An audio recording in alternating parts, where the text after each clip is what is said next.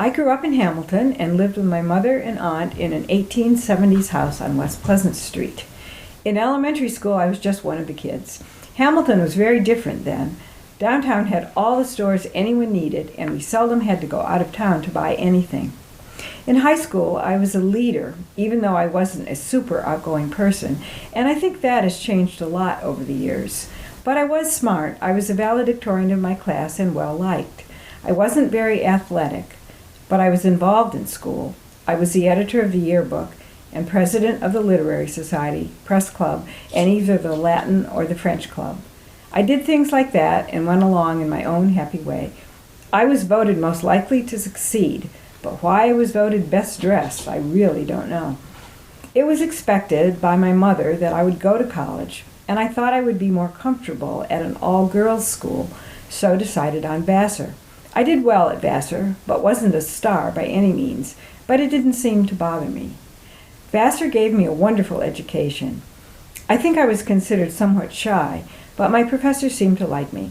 I think the high point for me in college was when I got into child psychology and did a practicum in the lab school and first discovered that I was really good with children. I lived in New York City with my college roommate for the first year and a half after graduating. We were both getting our master's degrees at Bank Street College and working part-time.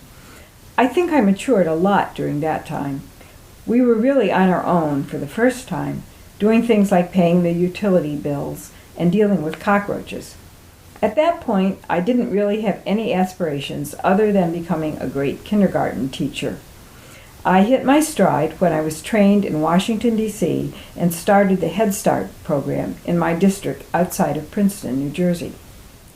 It was during that time that I met Harvey, and we were married in December of 1966 while he was working on his Ph.D. at Princeton.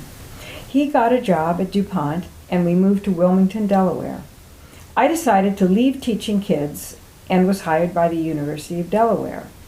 I soon realized I couldn't move up the academic ladder without getting a PhD of my own.